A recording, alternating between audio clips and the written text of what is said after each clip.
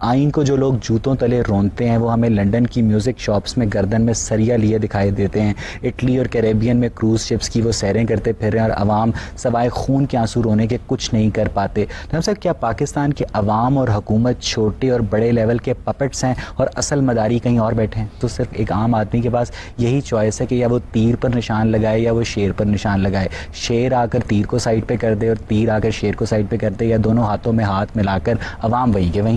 دونوں کو آپ جمہوری پروسیس میں سے گزرنے دیجئے، آپ حیران رہ جائیں گے، دونوں تبدیل ہونا شروع ہو جائیں گے۔ حد ہو گئی ہے اس معاملے کی کہ سورہ بنی اسرائیل میں جو بابل کی سلطنت کے لوگ حملہ آور ہوئے ہیں، اس زمانے کا امریکہ سمجھ لیجئے، تو قرآن کیا کہتا ہے کہ تم نے جب اپنے آپ کو برباد کر لیا تو عباد لی اولی باسن شدید، میں ایک بڑی قوت میں جو میرے بندے تھے ان کو اٹھا کے لایا تاکہ تمہیں سزا دے۔ جب ہم اپنی کتابیں اٹھا کے دیکھتے ہیں تو تاریخ کو مسخ کر کے پیش کرتے ہیں۔ ہمارے سارے ہمسایہ ملک کے جو ہیں انٹرٹینمنٹ چینل ہیں، کوئی نیوز چینل ہمارے یہاں الاؤڈ نہیں ہے۔ ہماری اخباروں کے کالم نگار جو ہیں وہ بھرے پڑے ہیں، ایک جرنیل، ایک جو ہیں بہت اعلیٰ فوجی افسر کے جن کے کرپشن کے کیسز چل رہے ہیں، وہ کینیڈا بیٹھے ہیں، ہم انہیں بلانے پر مجبور ہیں۔ تو حقیقت پسندانہ کیسے بنانا ہے؟ ہم سب، آپ کے خیال میں موجودہ حالات میں پاکستان کا سب سے بڑا مسئلہ کیا ہے؟ پاکستان کے بڑے مسائل تین ہیں۔ ایک یہ کہ ہم کوئی حقیقت پسند قوم نہیں ہے، بحیثیت مجموعی ایک بے شعور قوم ہے، اور ہماری لیڈرشپ خواہ وہ مذہبی ہو خواہ وہ سیاسی ہو بالعموم بے بصیرت ہے۔ ایک بڑا مسئلہ یہ ہے کہ ہم کوئی حقیقت پسند قوم نہیں بن سکے۔ زندگی کیا ہے، اس کی حقیقتیں کیا ہیں، تاریخی عوامل ہم کو کہاں لے آئے ہیں، اس سے بالکل قطع نظر کر کے ہم ہمیشہ خوابوں کی دنیا میں رہتے ہیں، اور ہماری لیڈرشپ بھی ہمیں خواب دکھاتی رہتی ہے۔ دوسری چیز یہ ہے بالعموم، یعنی جن کی کوئی بنیاد نہیں ہوتی، جن کے لیے تاریخی عوامل ان کی پشت پر نہیں کھڑے ہوتے، جن کے لیے کبھی زمین تیار نہیں کی گئی ہوتی، یہاں ایسے باغوں اور ایسی عطر بیز ہواؤں کے نقشے کھینچے جاتے ہیں کہ جن کے لیے نہ کوئی بہار ہوتی ہے نہ چمن ہوتا ہے، نہ زمین تیار ہوتی ہے، نہ کبھی کسی باغبان نے اس کے اپنے خون سے سینچا ہوتا ہے، ان میں سے کوئی چیز بھی وجود میں نہیں آئی ہوتی، لیکن اس سب کے باوصف ہم یہ سمجھتے ہیں کہ یہ خواب شرمندہ تعبیر ہو جائیں گے۔ دوسرا بڑا مسئلہ یہ ہے کہ قوموں کی زندگی کا انحصار اس پر ہوتا ہے کہ انہوں نے اپنے آپ کو علم میں کہاں رکھا ہے۔ علم ہمارا مسئلہ ہی نہیں ہے۔ علم چاہتا ہے کہ ہمارے اندر تنقیدی بصیرت پیدا ہو، ہم چیزوں کا جائزہ لینا سیکھیں، ٹھنڈے دل و دماغ کے ساتھ آگے بڑھنے کے راستے نکالیں، قوم کو بحیثیت مجموعی ایجوکیٹ کریں۔ ہماری مذہبی قیادت، ہماری سیاسی قیادت اس معاملے میں بیگانہ محض ہے، یہ اس کی ترجیحات میں کوئی حیثیت ہی نہیں رکھتی۔ اور تیسری چیز یہ ہے کہ ہم اپنی سوسائٹی کو کتنا جمہوری بناتے ہیں۔ دنیا کے اندر جو معاشرے بھی آج تک منظم ہوئے ہیں، تین ہی صورتوں میں منظم ہوئے ہیں، یا شخصی حکومت نے ان کو منظم کیا، یا طبقاتی حکومت نے، یا جمہوری طریقوں نے۔ جب ہم نے فیصلہ کر لیا ایک آئین بنا کر کہ ہم جمہوری طریقے سے اپنی سوسائٹی کی تنظیم کریں گے، تو پھر اس کے کچھ تقاضے تھے جنہیں ہمیں پورا کرنا تھا۔ وہ تقاضے نہ ہماری سیاسی قیادت نے پورے کیے ہیں، نہ ہماری فوجی قیادت نے پورے کیے ہیں، اور نہ ہماری عدلیہ نے پورے کیے ہیں۔ تینوں ہی بڑے ادارے اس معاملے میں بانجھ ثابت ہوئے ہیں۔ تو یہ تین بڑے بنیادی مسئلے ہیں۔ جب تک ہم حقیقت پسند قوم نہیں بنتے، تعلیم کو اپنی پہلی ترجیح نہیں بناتے، اور جمہوریت کو ایمانیات کا حصہ نہیں بنا لیتے، اس وقت تک کوئی امکان نہیں۔ مجھے تو یہ لگ رہا ہے کہ جو تینوں مسائل جن کی طرف آپ نے اشارہ کیا ہے، مثلا ایک ہی مسئلے کی تین مختلف ڈائمینشنز ہیں۔ شاید اصل مسئلہ یہ نہیں ہے کہ ہم جمہوری قوم نہیں ہیں۔ جب جمہوری حکومت ہوگی تو وہ تعلیم کی طرف بھی توجہ دے گی، وہ اپنی لوگوں کی توجہ حقیقت پسندانہ منصوبوں کی طرف بھی دلائے گی۔ یہ بھی ایک اچھی خواہش ہے، لیکن اس میں وقت بہت لگے گا۔ دیکھیے، بات یہ ہے کہ اگر آپ ایک جمہوری معاشرہ پیدا کرتے ہیں تو جمہوری معاشرہ 2 دن میں پیدا نہیں ہو جاتا، اس کے لیے آپ کو انتظار کرنا پڑتا ہے۔ ایک بار انتخابات ہوں، دوسری بار انتخابات ہوں، تیسری بار انتخابات ہوں، پھر یہ کہ جمہوری اقدار کو کیا آپ فروغ دینے کے لیے تیار ہیں۔ تو اس میں کوئی شبہ نہیں کہ جب آپ جمہوری معاشرے کا لفظ بولتے ہیں تو بڑی حد تک ان تمام چیزوں کا احاطہ کر لیتا ہے، لیکن ایسے جمہوری معاشرے بھی دنیا میں موجود ہیں کہ جن کی روش غیر حقیقی۔ جب ملک غلام محمد نے پاکستان میں غیر جمہوری رویوں کی ابتدا کی تھی تو وہ کوئی فوجی عامر تو نہیں تھا نا؟ اس میں تو کوئی شک نہیں، بحیثیت مجموعی پوری کی پوری قوم کے اندر یہی چیز موجود ہے۔ میرے نزدیک تو اگر آپ مسلمانوں کے خمیر کا مطالعہ کریں تو یہ معلوم ہوتا ہے کہ آمریت پسندی ہماری سرشت میں گویا شامل کر دی گئی ہے۔ ہم تو ہمیشہ اس کا انتظار کرتے ہیں کہ سوسائٹی درست ہو جائے گی، بس کوئی شخص آنا چاہیے، کوئی مسیح آسمان سے نازل ہونا چاہیے، اور پھر اس کے بعد بہت اطمینان کے ساتھ بیٹھ کے کہتے ہیں کہ اصل میں تو ہمارا علاج ڈنڈا ہے۔ جو قوم اپنے بارے میں یہ تبصرہ کرتی ہو، آپ اس کے بارے میں کیا رائے قائم کریں گے؟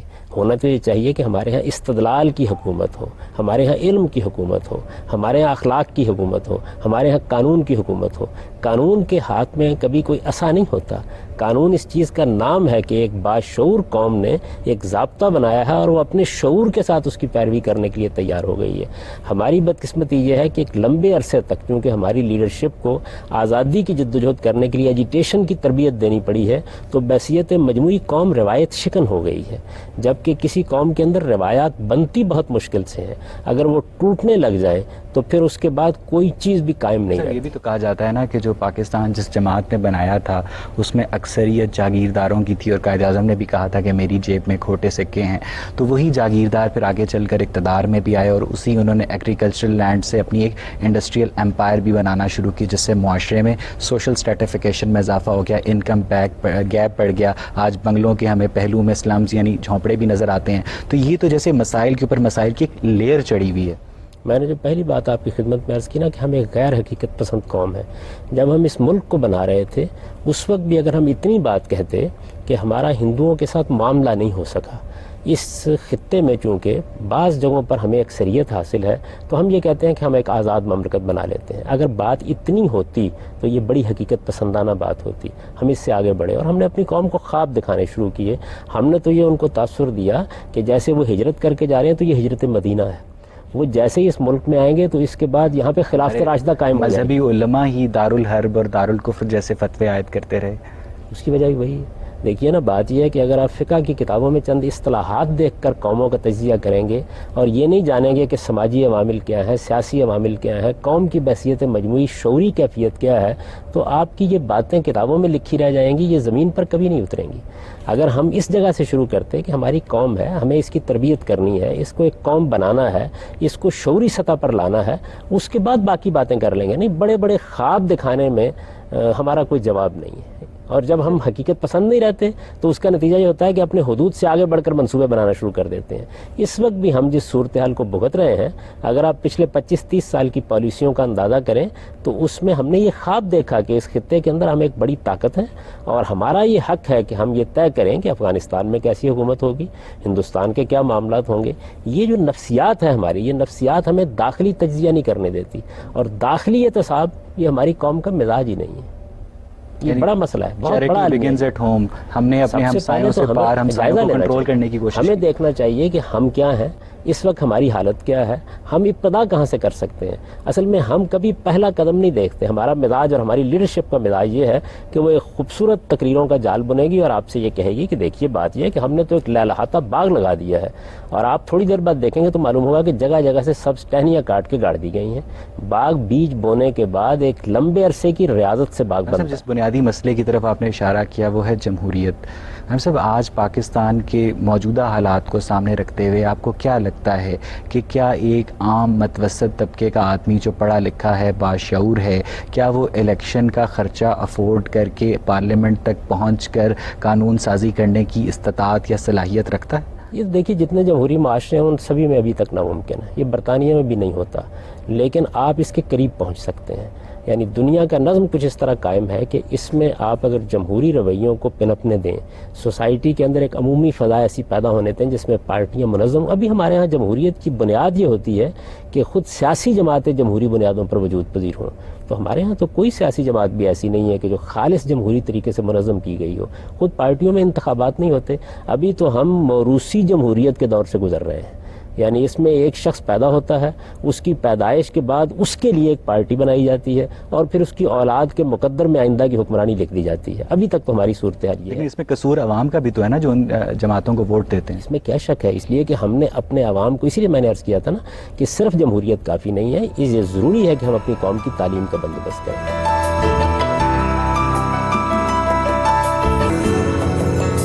تعلیم کا بندوبست تو وہ حکومت کرے گی۔ حکومت بنانے کے لیے وہ جو قوت درکار ہے ایک مڈل کلاس پڑھے لکھے شخص کو، وہ اس کے پاس ہے ہی نہیں۔ اب جو پالیسی میکرز ہیں وہ اپنے عوام کی تربیت ایسے کریں گے، جیسے وہ بڑا مشہور واقعہ ہے کہ ایک بادشاہ نے ایک پل سے گزرنے کے لیے شرط لگا دی کہ جو اس پل سے گزرے گا وہ ایک ایک جوتی کھائے گا، اور لوگوں نے بادشاہ سے شکایت کی کہ جی بندے بہت زیادہ ہوتے ہیں، بندہ جوتیاں مارنے والا ہے۔ یعنی قوم کے اندر جو بے حسی ہے اس حد تک بڑھ چکی ہے، اس کا کیا علاج؟ دیکھیے آپ یہ فرمایا نا کہ حکومت یہ بندوبست کرے گی، نہیں، دور جدید میں یہ راستہ خدا نے ہمارے لیے کھول دیا تھا کہ اس میں پرائیویٹ سیکٹر بہت کردار ادا کر سکتا ہے. آپ کے ہاں بہت بڑی بڑی تنظیمیں وجود میں آئیں، NGOs وجود میں آئیں، آپ کے ہاں مذہبی جماعتیں وجود میں آئیں. اگر وہ اس بات کو ہدف بنا لیتی کہ ان کا پہلا کام قوم کی تربیت ہے، اور جو وہ خواب دکھا رہے ہیں وہ خواب ابھی شرمندہ تعبیر نہیں ہو سکتے، ان کے لیے انتظار کرنا پڑے گا. تو آپ یہ دیکھتے کہ ہمارے ہاں کتنی بڑی طاقت میسر ہو جاتی. آپ تصور کیجئے اس بات کا کہ یہاں کے مذہبی لوگوں نے یہ فیصلہ کیا کہ وہ دینی مدارس کا ایک نظام بنائیں گے.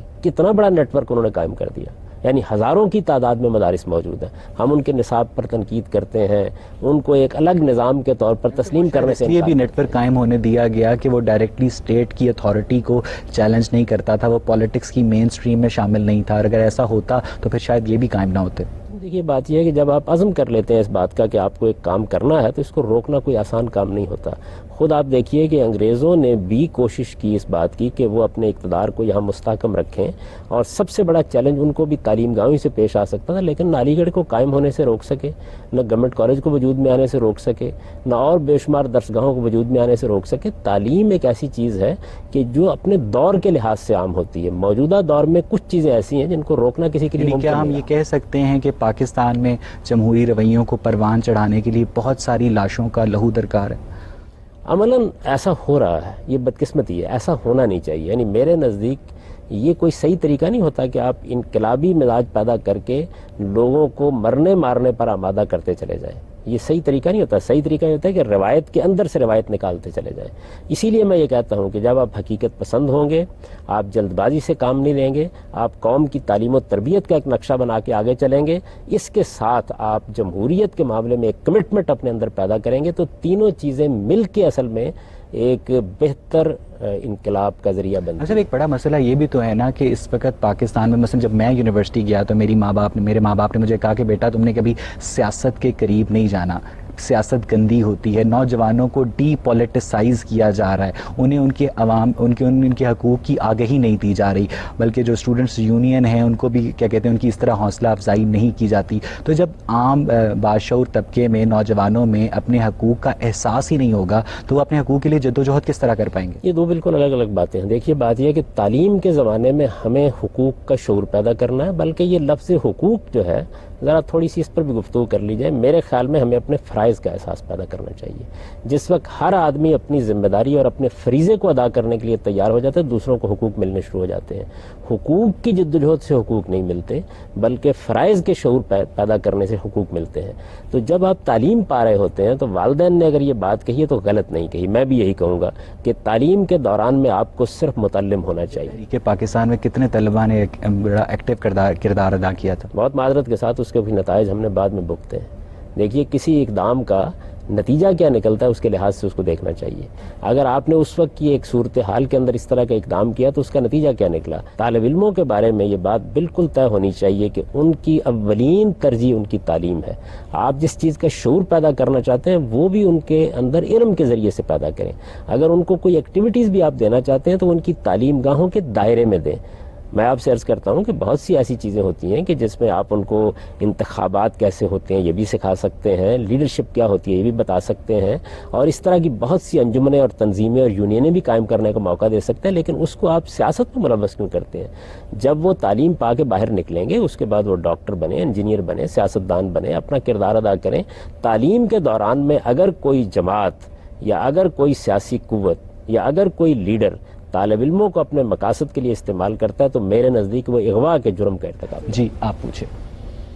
آپ نے جو بات کی کہ انڈیویجول ان کی جو انٹرنل انسٹیٹیوشنل پالیٹکس ہے وہاں تک تو محدود رہیں تو بہت اچھی بات ہے، لیکن جب وہ باہر نکلتے ہیں کیا ہمارا پولیٹیکل نظام ایسا ہے کہ جو ہم تعلیم حاصل کر کے آتے ہیں ہم وہ تعلیم اسی پولیٹیکل جو ہمارا ایکچوئل سینیریو ہے اس میں امپلیمنٹ کر سکتے ہیں؟ کیا وہ ایسا ہی ہے؟ نہیں کر سکتے. ابھی تو دیکھیے آپ کا جو باہر سیاسی نظام ہے، میں نے گزارش کی کہ اس میں تو ابھی سیاسی پارٹیاں جیسے جمہوری ملکوں میں ہوتی ہیں ویسے پارٹیاں وجود میں نہیں آئیں. خاندانی نوعیت کی جماعتیں ہیں. ہمارے ملک میں باقاعدہ انتخابات کتنی جماعتوں کے اندر ہوتے ہیں.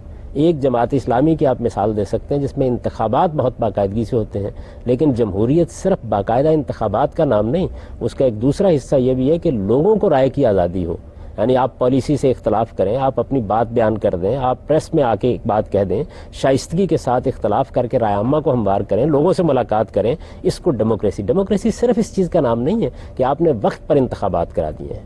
تو جب تک آپ اپنی سیاسی جماعتوں کی اس طرح تربیت نہیں کرتے اور پھر ایک لمبے عرصے تک انتخابات نہیں ہوتے رہتے, اس وقت تک ہمارے طالب علم باہر نکلیں گے تو وہ سیاست کے خواب دیکھ سکتے ہیں, ورنہ ان کو اصل میں کیا کرنا ہوگا, ان کو انہی خاندانوں کا بستہ بردار بننا ہوگا اور انہی کیا رہینے منت ہو کر کچھ تھوڑا بہت مقام حاصل کر لینا ہوگا. جس کو حقیقی سیاست کا, آپ نے دیکھا نا امریکہ میں اوباما اور ہلری کلنٹن کے مابین میں پہلے مارکا خود پارٹی کی سطح پر ہوا اور اس کے بعد پھر انتخابات کا عمل شروع ہوا. کیا ہم نے بھی اپنی سیاسی جماعتوں کو اسی طرح سے ترتیب دیا ہے؟ ہم نے بھی سیاسی جماعتوں کی اسی طرح تربیت کی ہے؟ ایسا نہیں ہے. تو ہمیں یہ کام کرنے ہیں, یعنی لوگوں کو بتانا ہے کہ صحیح جمہوری اقدار کو پنپنے کا اگر موقع دینا ہے تو اس کے لیے ضروری ہے کہ سیاسی جماعتیں خود اپنے اندر جمہوریت پیدا کریں.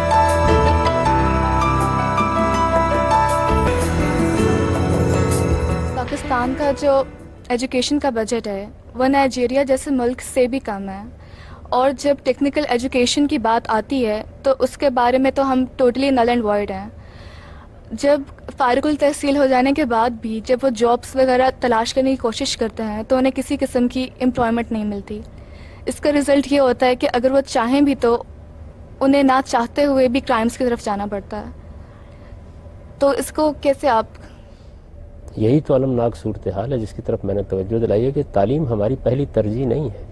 جب آپ کسی قوم کو بنانا چاہتے ہیں تو آپ کی پہلی ترجیح یہ ہونی چاہیے کہ آپ لوگ کیسے تیار کر رہے ہیں. انسان کا معاملہ یہ نہیں ہے کہ وہ محض جبلتوں کا پیرو ہے جیسے جانور ہیں. وہ پیدا ہوتے ہیں, جن جبلتوں کے ساتھ پیدا ہوئے ہیں انہی انسٹنکٹس پر زندگی بسر کر رہے ہیں اور اس پر صدیاں بیت چکی ہیں. انسان کے اندر یہ صلاحیت رکھی گئی ہے کہ چونکہ اس کو ارادہ دیا گیا ہے, اختیار دیا گیا ہے, تو وہ اپنی تہذیب نفس کرتا ہے, اپنے آپ کو پیوریفائی کرتا ہے, اپنے آپ کو ترقی یافتہ بناتا ہے, اپنے وجود کی نشو و نما کرتا ہے. یہ چونکہ صلاحیت انسان کے اندر رکھی گئی ہے تو اس وجہ سے تعلیم انسان کی سب سے بڑی ضرورت ہے. انسان بنتا ہی تعلیم سے ہے. آپ یوں سمجھیں کہ جیسے ایک ان گڑھ وجود پیدا کر دیتے ہیں اللہ تعالیٰ, اور پھر اس کے اندر انہوں نے یہ صلاحیت رکھ دی ہے کہ وہ اپنے گرد و پیش کے ماحول سے سیکھ کر آگے بڑھنا چاہے تو کچھ سے کچھ بن سکتا ہے, ارسطو افلاطون بن سکتا ہے. یہ تعلیم سے ہوتا ہے. ہم نے کبھی اس کو اپنی ترجیح نہیں بنایا. لیکن ایسا کیسے ہو سکتا ہے؟ آپ خود دیکھیں تو پاکستان میں اتنے ایجوکیشن کے سسٹم ہے, مدرسے کا ہے, اردو میڈیم میں میٹرک کراتے ہیں, انگلش میں میٹرک کراتے ہیں, انگلش میڈیم میں مدرسے میں تعلیم دیتے ہیں. تو جب یہ سب کے سب پڑھ کے باہر نکلتے ہیں تو ایک عجیب قسم کا معاشرہ وجود میں نہیں آ جاتا. کسی کی بھی سوچ ایک دوسرے سے سملر نہیں ہوتی بالکل بھی. یہ دوسرا المیہ ہے کہ ہم نے تعلیم کو پہلے تو ترجیح اول نہیں بنایا, کبھی اس پر خرچ کرنے کے لیے تیار نہیں ہوئے. مجھے تو معذرت کے ساتھ یہ عرض کر دینا کہ ایٹم بم سے بھی زیادہ ہماری ضرورت یہ تھی کہ ہماری قوم کا ایک ایک بچہ پڑھا ہوا ہوتا اور اس کو حقیقی تعلیم ملتی, اور تعلیمی درسگاہیں اتنی اعلیٰ درجے کی ہوتی کہ دنیا میں لوگ آتے کہ ان تعلیم گاہوں میں ہم نے آ کے تعلیم پانی ہے. اور دوسری وہ بات ہے جس کی طرف آپ نے توجہ دلائی کہ تعلیمی نظام, پہلے 12 سال کا تعلیمی نظام تو کسی قوم میں ہر حال میں یکساں ہونا چاہیے. 12 سال کی جو ابتدائی تعلیم ہوتی ہے, یعنی آپ قوم میں 18 سال کی عمر تک جو تعلیم پاتے ہیں, اس 12 سال کی تعلیم میں تو اس کی اجازت ہی نہیں دی جا سکتی کہ آپ تفریق پیدا کر دیں. ہمارے یہاں مذہبی اور غیر مذہبی کی تفریق ہے, اردو اور انگریزی میڈیم کی تفریق ہے. اس کا نتیجہ کیا ہے کہ ہم الگ الگ قومیں پیدا کر رہے ہیں. ہم نے کبھی اس بات پہ غور ہی نہیں کیا کہ سب سے بڑی, سب سے اولین ترجیح تو یہ ہونی چاہیے کہ ہم تعلیم کا یکساں نظام پیدا کریں. یہ جو ابتدائی 12 سال کی تعلیم ہے, آپ اس میں تفریق پیدا کر کے قوم میں تفریق پیدا کر دیں. سر, ہم تعلیم کا یکساں نظام کیسے پیدا کر سکتے ہیں؟ جو آپ نے بات کی کہ ہمیں تھوڑا سا ریئلائز کرنا چاہیے کہ ہمیں یکساں تعلیمی نظام بنانا چاہیے. کیسے بن سکتا ہے؟ یہ صرف ہم بات کر رہے ہیں کہ ہم بن سکتا ہے, ریمیڈی نہیں دے. ہمارے نوجوانوں میں یہ شعور پیدا ہو رہا ہے. بس جب یہ شعور کسی قوم میں پیدا ہو جاتا ہے تو اس شعور کو بڑھانے کی ضرورت ہوتی ہے. تو اگر ہم اپنے طالب علموں کے ذوق کو بہتر کریں, ہم اپنے وکلاء کے, اساتذہ کے, یہ تو پڑھے لکھے لوگ ہیں نا, ان کو تھوڑا سا ان کے شعور کو بلند کریں تو کچھ دیر کے بعد یہ جو بات میں کہہ رہا ہوں کہ ایسا ہونا چاہیے, یہ ہونے لگ جائے گا. ہمارے آج کے موضوع کو آگے دیکھیں تو وہ کیا ہے کہ آپ پاکستان بدل سکتا ہے. میں یہ کہتا ہوں کہ پاکستان بدل سکتا ہے تو بات کی بات ہے, پاکستان بدل رہا ہے. یعنی پچھلے 3-4 سال کے عرصے کے دوران میں ہمارے اندر بڑی تبدیلیاں آ گئی ہیں, لیکن ان تبدیلیوں کو پایہ تکمیل تک پہنچانے کے لیے ایک شعوری جدوجہد کی ضرورت ہے. وہ مجھے کرنی ہے, وہ آپ کو کرنی ہے, وہ ہم میں سے ہر ایک کو کرنا ہے. پبلک اسکول سسٹم کو ڈیولپ کرنے کے لیے حکومت کی ول چاہیے, صرف اس کی نیت چاہیے. اب حکومت کون کر رہا ہے؟ انڈسٹریلسٹ کر رہے ہیں, لینڈ لارڈز کر رہے ہیں, وہ موروثی جمہوریت والی آپ نے بات کی, وہ لوگ کر رہے ہیں. تو کیا ان لوگوں کو آپ کو لگتا ہے ووٹ کی طاقت سے تبدیل کیا جا سکتا ہے؟ اور یہ تبدیلی اوور نائٹ تو نہیں آ سکتی, اگلے 50-60 سال اس کا مطلب ہے تو کہیں نہیں گئے. کوئی فرق نہیں پڑتا اس سے. دیکھیے قوموں کی تعمیر میں 50-60 سال کیا چیز ہوتے ہیں. ہم آج ارادہ کریں, آج عزم کریں. میں ہمیشہ یہ کہتا ہوں, مجھے یاد پڑتا ہے کہ آج سے 30 سال پہلے بھی جب میں یہ بات کہتا تھا تو لوگ کہتے تھے کہ اس میں تو 30 سال لگیں گے. 30 سال گزر گئے. اگر پہلا قدم اٹھا لیا جائے, آپ آج فیصلہ کر لیں, ایک کام میں 30 سال لگنے ہیں, آپ فیصلہ کر لیں آج آپ پہلا قدم اٹھا رہے ہیں, تو کل میرے عزیز 30 سال میں سے. لیکن وہ ہم قدم کس سمت میں بڑھائیں, یعنی وہ لائن آف ایکشن کیا ہوگی؟ بڑی سادہ بات ہے, ہم طے کر لیں کہ ہمارے ملک میں یہ جو تفریق ہے نظام تعلیم کی, یہ ختم کر دی جائے گی. ایک نظام تعلیم ہوگا, اس نظام تعلیم میں پہلے 12 سال کی تعلیم کی ذمہ داری ہماری ریاست لے گی, اور اس میں اعلیٰ ترین معیار کو حاصل کرنا ہماری اولین ترجیح ہوگی. ہم دوسرے ملکوں میں مداخلت, بڑے بڑے خواب دیکھنے, غیر حقیقت پسندانہ اسکیمیں بنانا بند کر دیں گے. یہ تو پرنسپل ہو گیا نا, وہ تو سمجھ آ گیا, ان سے ہمارے سارے شرکاء اتفاق کر رہے ہیں. ہم آپ سے پوچھ رہے ہیں کہ کیا وہ پریکٹیکل لائن آف ایکشن آپ ہمیں سجیسٹ کر سکتے ہیں کہ آپ یہ کریں تو اس سے یہ نتیجہ نکل سکتا ہے؟ دیکھیے, پہلا کام تو یہ کرنا پڑے گا نا کہ ہم اس چیز کو قوم کا مسئلہ بنا دیں. یہ قوم کا مسئلہ بنے گا تو لیڈرشپ اس کے لیے تیار ہوگی.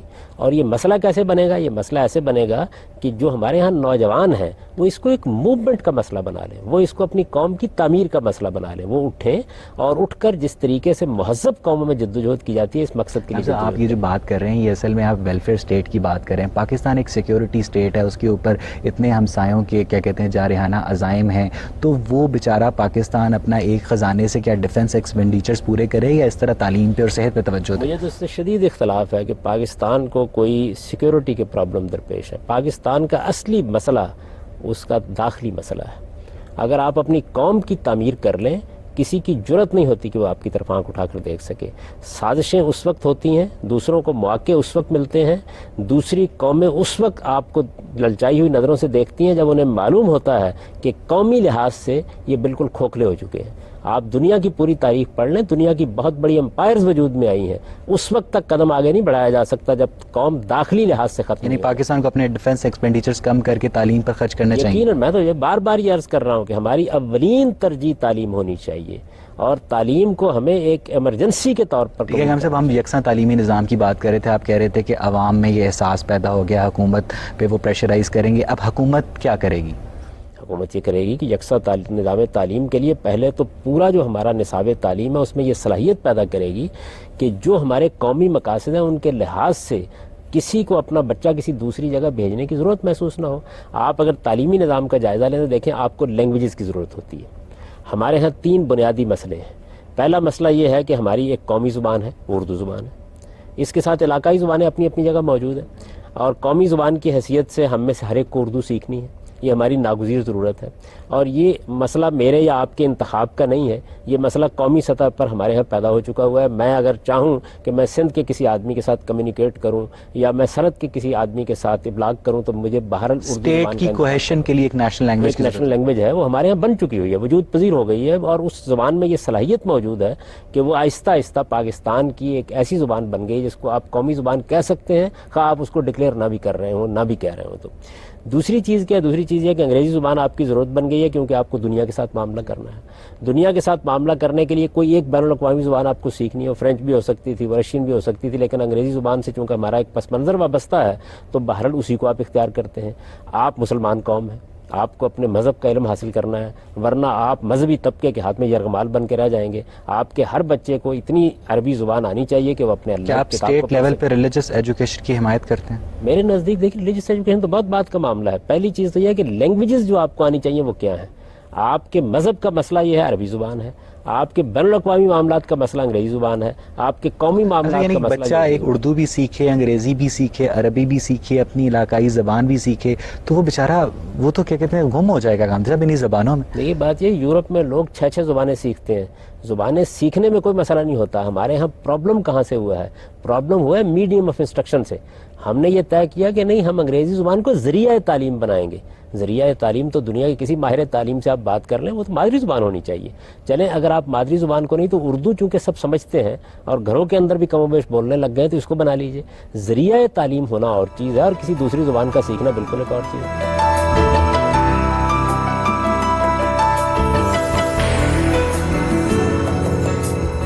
جی آپ پوچھیے. کیا ہمارا نظام اور جس معاشرے میں ہم رہتے ہیں وہ ہمیں اجازت دیتا ہے کہ ہم جمالیات کو دیکھ سکیں، ورڈ کو دیکھ سکیں؟ اگر میں ایک اچھا شاعر یا ایک اچھا گٹارسٹ بننا چاہتا ہوں تو مجھے فورس کیا جاتا ہے کہ تم انجینئرنگ کرو کیونکہ کل کو تم نے پیسہ کمانا ہے. ٹھیک ہے، آپ اس طبقاتی نظام میں کس طرح جمالیات پیدا کر سکتے ہیں جبکہ آپ کے پاس جو ہے پراپر وسائل ہی نہیں ہے؟ اس کی بھی بڑی وجہ یہی ہے کہ پہلے 12 سال کی تعلیم ہی میں ہم ان چیزوں کو داخل کرنا شروع کر دیتے ہیں. پہلے 12 سال کی تعلیم ایسی ہونی چاہیے کہ آپ کے اندر بنیادی سکلز پیدا ہو جائیں، آپ ضروری زبانوں کا علم حاصل کر لیں، آپ آگے جن علوم فنون میں جانا چاہتے ہیں ان کی بنیاد مستحکم ہو جائے. اس کے بعد والدین کا کوئی فیصلہ مسلط کرنے کی بجائے اس بات کی کوشش کرنی چاہیے کہ دیکھا جائے طالب علموں کے اندر کیا ایپٹیچیوڈ ہے، ان کے اپنے رجحانات کیا ہیں، ان کا اپنا ذوق کیا ہے، اور پھر تعلیم اس کے مطابق آگے پانے کا ان کو حق دیا جائے. معاشرے میں بھی یہ فضا پیدا کی جائے. آپ نے یہ فرمایا کہ ہمارا بڑا مسئلہ جو ہے، بڑا مسئلہ ہماری معاش ہے. دیکھیے بات یہ ہے کہ معاش دنیا کی ایک حقیقت ہے، اس میں والدین کوئی تعلیم تبلیغ کریں یا نہ کریں، بہرحال معاش کے بارے میں آپ کو سوچنا پڑتا ہے. لیکن سوسائٹی بحیثیت مجموعی ہمارے یہاں فیصلے کیسے کرتی ہے؟ وہ ایک بھیڑ چال کے انداز میں فیصلے کرتی ہے. ایک زمانے میں ہر ماں اپنے بچے کو انجینئر دیکھنا چاہتی تھی، ایک زمانہ آیا کہ ہر ماں اپنے بچے کو ڈاکٹر دیکھنا چاہتی ہے. تو ہم اپنی سوسائٹی میں یہ ذوق پیدا کریں کہ نہیں، اللہ تعالیٰ نے انسان کو متنوع صلاحیتیں دے کے پیدا کیا ہے. ہم دریافت کریں کہ ہمیں خدا نے کیا بندے دیے ہیں اور ان کے اندر کے انسان کو نشو و نما پانے کا موقع. ایک اور بات جو آپ نے کی یکساں تعلیم کے اوپر کہ ہمارے میں جب اتنا شعور آ جائے گا تو ہماری گورنمنٹ جو ہے وہ یکساں تعلیم دینا شروع کر دے گی. آپ کا کیا خیال ہے کہ جو ہمارے حکومت میں جو امراء بیٹھے ہوئے ہیں جن کے بچے انٹرنیشنل سکولز میں پڑھتے ہیں اور جو مزدور کا بچہ جو بالکل لو کلاس سکول میں پڑھتا ہے، جو دونوں ایک دوسرے کے لیے ایلین ہیں، جو دونوں ایک دوسرے کے لیے خلائی مخلوق ہیں، اور یہ واضح فرق اس طبقاتی نظام کا پیدا کیا ہوا ہے، تو کیا حکومت ہمارے شعور کے باوجود اس چیز کو الاؤ کرے گی کہ وہ یکساں تعلیم دے سکیں؟ حکومت کوئی چیز نہیں ہوتی، اصل چیز عوام ہے. جب آپ لوگوں کے شعور کو بہتر کر دیتے ہیں تو حکومت اس کی پیروی کرنے کے لیے مجبور ہو جاتی ہے. دنیا کا تجربہ یہ بتاتا ہے کہ عوامی شعور کے سامنے حکومتیں نہیں ٹھہر سکتی. اصل میں ہم حالات کی سنگینی دیکھ کر اور رات کی تاریکی دیکھ کر یہ خیال کرتے ہیں کہ یہاں کبھی صبح نہیں ہوگی. آپ جدوجہد کیجئے، اس کائنات کا نظام جو ہے وہ اللہ تعالیٰ نے بنایا اس طریقے سے ہے کہ یہاں ہر رات کو صبح میں تبدیل ہونا ہوتا ہے. ہم سے 62 سال سے پاکستان کے عوام میں یہ بھی تو شعور ہے نا کہ ان کا معاشی استحصال ہو رہا ہے اور آج تک ہو رہا ہے، اس میں تو کبھی کوئی تبدیلی نہیں آئی. معاشی استحصال بھی ہوگا. دیکھیے معاشی استحصال کو آپ ختم تو نہیں کر سکتے، کم کر سکتے ہیں، سوسائٹی کو متوازن بنا سکتے ہیں. دنیا امتحان اور آزمائش کے لیے بنی ہے، اس کو بالکل یکساں صورتحال تو کبھی پیش نہیں آئے گی، لیکن توازن کو حاصل کرنے کی جدوجہد کرنی چاہیے اور یہی غالباً حقیقت پسندانہ سر تعلیمی نظام پہ بات ہو رہی تھی، واپس ہم آتے ہیں اسی پہ. ایک بڑا کیا کہتے ہیں امپورٹنٹ ایسپیکٹ ہے پاکستان کو آگے کی طرف لے کے جانے کا. تو ہم صاحب آپ فرما رہے ہیں کہ 18 سال کی عمر تک یعنی 12th گریڈ تک ایک یونیفارم سسٹم آف ایجوکیشن ہونا چاہیے جس میں بچوں کو لینگویجز کا علم، ریاضی کا علم، فنون لطیفہ سے شغف پیدا کیا جانا چاہیے. تو ہم صاحب پھر ہمارے یہاں جو تقریباً 20-30 ہزار مدرسے موجود ہیں ان کا کیا ہوگا؟ کیا وہ بند کر دیے جائیں گے؟ دیکھیے ان کو کہہ دینا چاہیے کہ آپ کو حق حاصل ہے کہ آپ دینی تعلیم کے مدرسے قائم کریں، لیکن آپ FA/FSC تک یا A لیول تک تعلیم کے بغیر کسی طالب علم کو داخلہ نہیں دے سکتے. تو وہ جو 5ویں کلاس کا بچہ حفظ کرنے بیٹھ جاتا ہے، یہی تو حادثہ ہے. دیکھیے نا بات یہ ہے کہ آپ ان کو یہ بتا دیں اور اس بات کی کسی کو اجازت نہ دیں، نہ کسی جدید طبقے کے آدمی کو، نہ کسی قدیم طبقے کے آدمی کو، نہ کسی سیکولر کو، نہ کسی مذہبی آدمی کو. 12 سال کی تعلیم قومی سطح پر دی جانی چاہیے. تو مجھے یہ بتائیں کہ اگر میں ایک لاء کالج قائم کروں اور یہ کہوں میں 5 سال کے بچوں کو اس میں لے رہا ہوں، آپ مجھے اجازت دیتے ہیں؟ میں ایک میڈیکل اسکول قائم کروں اور یہ کہوں میں 5 سال کے بچوں کو اس میں ڈاکٹر بنانے کے لیے لے رہا ہوں، آپ مجھے لینے دیتے ہیں؟ تو آپ مذہبی تعلیم کے لیے اس کی اجازت کیسے دے سکتے ہیں؟ مذہبی تعلیم کا فیصلہ بھی 12 سال کی تعلیم کے بعد آدمی کو کرنا چاہیے. اس کے بعد جس کا جی چاہے خیال میں مدرسہ ایسا کیا طریقہ کار ہو سکتا ہے جس سے آپ پاکستان کے ہزاروں مدرسوں کو اس بات پر کنونس کر سکیں کہ وہ 18 سال کی عمر کے بعد بچوں کو دین کی تخصیصی تعلیم کے لیے منتخب کریں؟ دیکھیے بات یہ کہ تو قومی ول کا مسئلہ ہے. آپ آج اگر یہ فیصلہ کر لیں قومی سطح پر تو کوئی بھی اس سے اختلاف نہیں کرے گا, اور آپ کے پاس اتنی بڑی طاقت میڈیا کی موجود ہے, ہم بیٹھیں گے بات کریں گے ان کے ساتھ. کسی شخص کو کیسے حق دیا جا سکتا ہے کہ وہ 5 سال کے ایک بچے کی قسمت کا فیصلہ کر دے؟ براڈ بیس تعلیم پائے بغیر کسی کو نہ کسی میڈیکل کالج کے اندر کسی کو داخلہ دینے کا حق ہے, نہ کسی لاء کالج میں کسی کو داخلہ دینے کا حق ہے, نہ دینی علوم کی درسگاہ میں کسی کو داخلہ دینے کا حق ہے.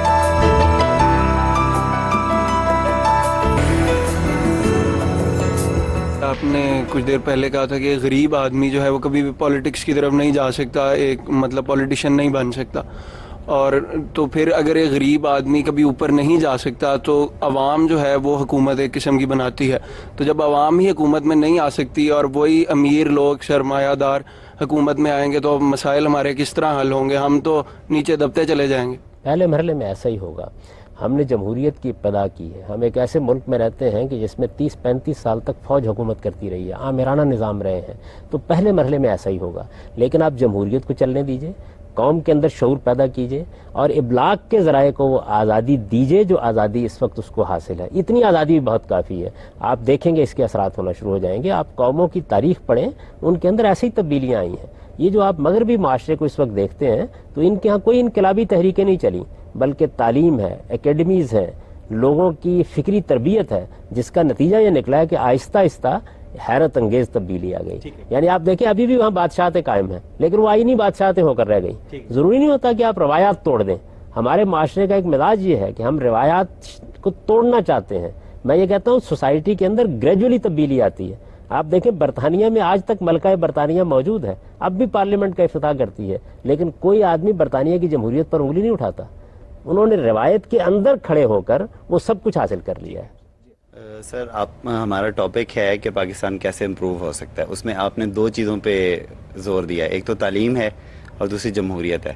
لیکن آپ یہ نہیں سمجھتے کہ تعلیم یافتہ لوگ بھی اور جمہوریت کا جو سو کالڈ سسٹم ہمارے ہاں چل رہا ہے, ان دونوں سسٹمز کے تھرو جو لوگ کام کر رہے ہیں, یعنی کہ تعلیم یافتہ لوگ جو یونیورسٹیز میں پروفیسرز ہیں وہ بھی کرپشن کرتے ہیں, اور قوم کی ڈیولپمنٹ میں اوور آل پاکستان کی ڈیولپمنٹ میں ان کا کیا رول ہے, اور جو جمہوریت کے جو علمبردار ہیں وہ بھی کیا کر رہے ہیں. تو آپ یہ نہیں سمجھتے کہ ایک دیانت جو کہ ایک بنیادی چیز ہے اور جو تربیت سے آتی ہے, اور تعلیم نہ بھی ہو تو لوگ دیانتدار ہوتے ہیں. اور دوسری بات یہ کہ قومی تشخص, اگر ہم ایک قوم اپنے آپ کو سمجھ لیں گے تو ہی کچھ منزل کا تعین ہوگا. اگر قوم ہی نہیں ڈٹرمن ہوں گے پہلے تو پھر شاید جمہوریت بھی یا تعلیم بھی, ہمیں انڈیویجول لیول پہ تو شاید تعلیم ہمیں بہت مدد کرے گی, لیکن شاید اس بارے میں آپ کا کیا خیال ہے؟ آپ نے تعلیم کو غالباً یہ سمجھ لیا ہے کہ تعلیم صرف اس چیز کا نام ہوتا ہے کہ آپ کے ہاں یونیورسٹیوں میں کتنے طالب علم پڑھ رہے ہیں. میں دیہاتی پس منظر سے تعلق رکھتا ہوں. ہمارے ہاں خاندانی روایات, ہمارے ہاں بڑوں کا ایک خاص طریقے سے لوگوں کو تربیت کرنا, اپنی روایات کو منتقل کرنا, یہ اصل میں تعلیم کے وہ ذرائع ہیں جن کو آپ انفارمل ذرائع کہتے ہیں, غیر رسمی ذرائع کہتے ہیں. تو اصل چیز تعلیم ہی ہے. اصل میں ہم تعلیم ہی دے رہے ہوتے ہیں. اس وقت بھی ہم بیٹھے ہوئے کیا کر رہے ہیں, ایک دوسرے کو تعلیم ہی دے رہے ہیں. تو تعلیم صرف یونیورسٹی تعلیم کا نام نہیں ہوتی. تو میں یہ آپ سے گزارش کرتا ہوں کہ تعلیم کا مطلب یہ ہے کہ سوسائٹی کے سامنے کوئی آدرش, کوئی نصب العین آپ نے رکھا ہے, کچھ مقاصد کا انالیسز آپ نے کیا ہے, ایک کھلے ماحول میں لوگوں کو ایجوکیٹ ہونے دیا ہے, اور آپ نے اپنی قوم کے لیے جہاں فارمل ایجوکیشن کا بندوبست کیا ہے اس کو ترجیح اول بنا لیا ہے. یہ ساری چیزیں ملتی ہیں. آپ نے تربیت کا لفظ استعمال کیا. میں تو تربیت سے الگ کر کے کسی تعلیم کا تصور ہی نہیں رکھتا. میرے نزدیک تعلیم نام ہی اس چیز کا ہے.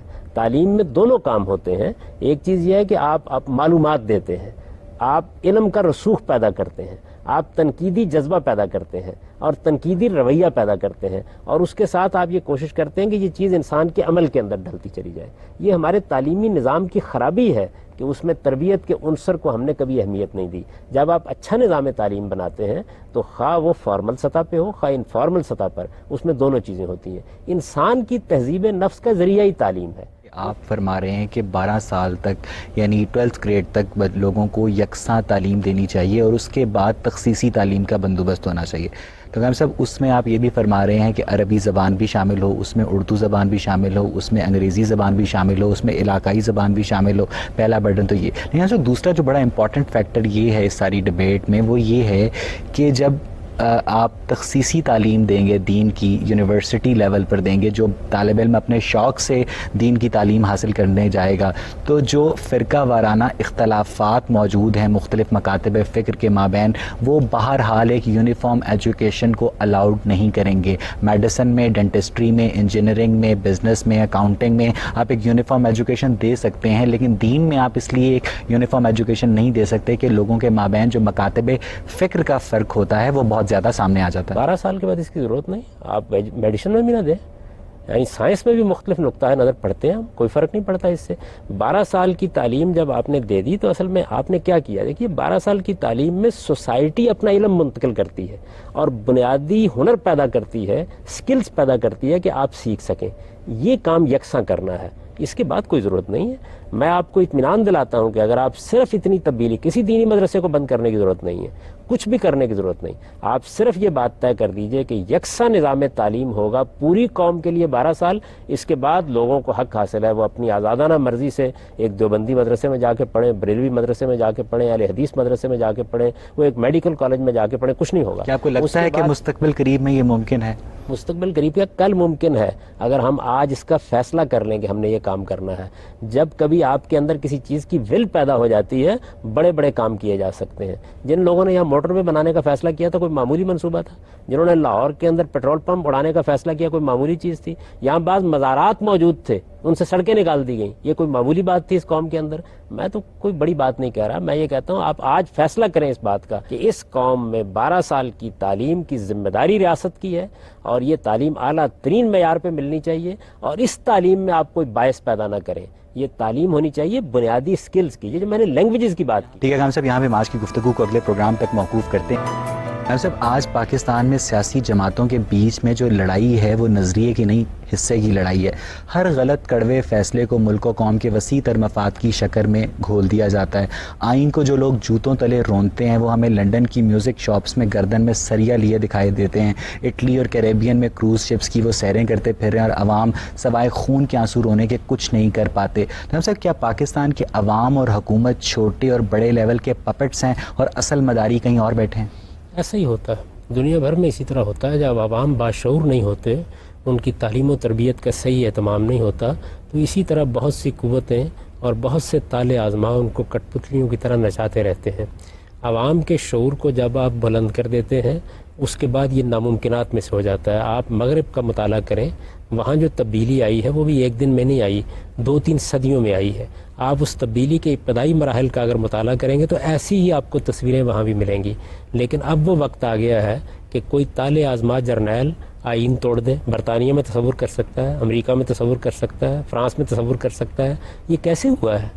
کیا وہاں کی فوج کے پاس ہتھیار نہیں ہوتے؟ کیا ان کے پاس کمان نہیں ہوتی؟ کیا ان کا کوئی چیف آف آرمی اسٹاف نہیں ہوتا؟ یہ سب کچھ ہوتا ہے.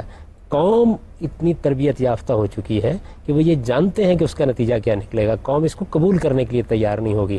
میں بار بار یہ حوالہ آپ کو دے رہا ہوں کہ ہم نے یہاں پر عدلیہ کی بحالی کی تحریک چلائی. میں معذرت کے ساتھ عرض کروں گا, عوام کس وقت باہر نکلے؟ جب سیاسی قیادت ان کو بلانے کے لیے اٹھ کھڑی ہوئی. اس سے پہلے نہیں نکلے. اس سے پہلے سول سوسائٹی 1500, 1600, 2000 اس سے زیادہ لوگ اکٹھے نہیں کر پاتی تھی. کبھی ایسا ہوتا کہ پہلے دن ہی 10 لاکھ 20 لاکھ عوام سڑکوں کے اوپر موجود ہوتے, اور وہ اس شعور کے ساتھ ہوتے کہ نہ کسی کی نکسیر پھوٹے گی, نہ کوئی بتی ٹوٹے گی. ہم پورے امن کے ساتھ اپنا نقطہ نظر بیان کر رہے ہیں, تو آپ دیکھتے کہ یہ تبدیلی پہلے دن آ جاتی ہے. لیکن وہ بات تو آپ کی بالکل درست ہے, لیکن اب بات یہ بھی تو ہے نا کہ جنرل چارلس ڈگال نے فرانس میں 15-16 سال حکومت کی, وہ ایک آمر تھے. مہاتیر محمد نے ملائیشیا کے اوپر حکومت کی, اور ان کی پارٹی UMNO, امنو کے بارے میں کہا جاتا تھا کہ انڈر مہاتیر نو آبجیکشن. پھر ہماری جو گلف سٹیٹس ہیں, وہاں دبئی میں, شارجہ میں, سعودی عرب میں, قطر میں, وہاں ایک بادشاہتی نظام قائم ہے, کوئی جمہوریت قائم نہیں ہے, لیکن وہاں بھی عوام شیر اور بکری ایک گھاٹ پر پانی پیتے نظر آتے ہیں. تو کیا اگر ایک غلط ڈکٹیٹر صحیح فیصلے کرے تو کیا عوام کو اسے قبول کرنا چاہیے؟ دیکھیے بات یہ ہے کہ ڈکٹیٹر صحیح فیصلے کرے گا، اگر اس نے غلط فیصلے کر دیے تو اس کی تبدیلی کا راستہ کیا ہوگا؟ یہ ٹھیک ہے کہ ایسے بادشاہ دنیا میں رہے ہیں، ایسے عامر بھی رہے ہیں جنہوں نے اپنی قوموں کی کچھ خدمت کی ہے، لیکن جس وقت ہمیں انتخاب کرنا ہے ایک بہتر نظام کا تو پھر ہم جمہوریت ہی کا انتخاب کریں گے۔ جمہوریت ایک بہتر نظام ہے اور دنیا کے اندر کوئی سیاسی نظام بھی آخری درجے میں پرفیکٹ نہیں ہو سکتا۔ جمہوری طریقے سے ہم نے ایک آئین بنا لیا، ہم نے جمہوریت کو ایک اصول کے طور پر مان لیا، سوال یہ ہے کہ اب یہاں ڈکٹیٹر آئے گا کہاں سے؟ یہ کام تو اس سے پہلے کرنا تھا نا۔ تو عوام خود مٹھائیاں بانٹتے ہیں جب وہ لوگ آتے ہیں، یہی تو حادثہ ہے۔ یہ حادثہ اس وقت تک ہوتا رہے گا جب تک عوام کے شعور کو ہم بیدار نہیں کرتے۔ میں تو اسی لیے کہتا ہوں کہ آپ اصل میں نتائج سے اصلاح کا آغاز کرنا چاہتے ہیں، اور یہ ہماری قوم کا مزاج ہے، یعنی وہ یہ چاہتی ہے کہ اوپر سے کوئی اصلاح ہو جائے۔ پہلے ہمیں اپنے عوام کی طرف رجوع کرنا ہوگا، اور ہمارے عوام میں بہت اچھے صحافی پیدا ہوئے ہیں، بہت اعلیٰ درجے کے مذہبی رہنما پیدا ہوئے ہیں، بہت اچھے دانشور پیدا ہوئے ہیں، بہت اچھے اساتذہ پیدا ہوئے ہیں۔ سوال یہ انہوں نے اپنی قوتوں اور صلاحیتوں کو رخ کس طرف کیا؟ انہوں نے قوم کو حقیقت پسند بنایا، انہوں نے قوم کی ایجوکیشن کے منصوبے بنائے۔ مسائل سے چھٹکارا ہی نہیں مل سکتا کہ وہ ان چیزوں کی طرف توجہ دیں۔ دیکھیے بات یہ، دنیا کے اندر کیا اقتصادی مسائل پہلے حل ہوئے تھے؟ ہمیشہ ایسا ہی ہوتا ہے۔ ایک انسان جو انتہائی غربت کی زندگی بسر کر رہا ہوتا ہے وہ بھی گرد و پیش سے بے خبر نہیں ہوتا۔ آپ دیکھیے ان سیاسی معاملات میں بھی جن میں ہم نے تھوڑا بہت قوم کے اندر بیداری پیدا کرتی ہے، غربا اپنا کردار ادا کر رہے ہوتے ہیں۔ تو یہ سارے کام یکساں اور ایک خاص طریقے کے مطابق ہوتے ہیں۔ ایسا نہیں ہوتا کہ ان میں سے کسی ایک چیز کو پہلے آپ کسی لیبارٹری میں تیار کر لیتے ہیں یا کسی جگہ اس کی پنیر لگا لیتے ہیں، پھر اس کے بعد قوم ہے، قوم کے اندر متنوع لوگ ہوں گے، قوم کے اندر متنوع خیالات ہوں گے، رجحانات ہوں گے، ان کے اندر آپ کو راستہ نکالنا ہے۔ ہمیں صرف چند بنیادی چیزوں کو دیکھنا چاہیے۔ تو میں نے ان بنیادی چیزوں کی نشاندہی پچھلی نشست میں کر دی تھی کہ ایک تو ہمیں اس بات کی تعلیم دینی چاہیے اپنی قوم کو کہ ہم حقیقت پسند بنیں۔ جس پوزیشن میں ہم ابھی نہیں ہیں، جو چیز آج ہم حاصل نہیں کر سکتے اور جو ہر حال میں کل حاصل ہونی ہے، اس کو آج حاصل کرنے کی کوشش نہ کریں۔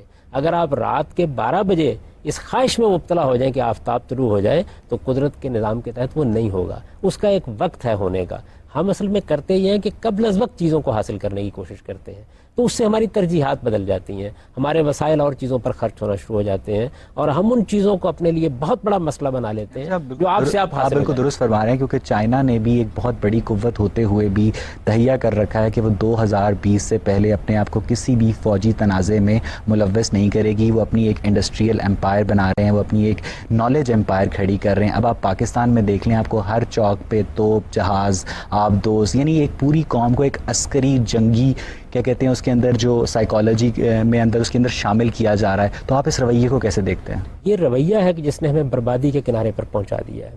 آپ دیکھیے کہ تائیوان اگر چین آج فیصلہ کر لے تو چند گھنٹوں کے اندر مفتوح ہو جائے گا، لیکن اسے معلوم ہے کہ اس کے نتائج کیا نکلیں گے، بین الاقوامی برادری کا رد عمل کیا ہوگا، دنیا کی اس وقت کی سپر پاورز کا رد عمل کیا ہوگا، اس کے اس اقدام کے نتیجے میں اسے کیا کچھ بھگتنا پڑے گا۔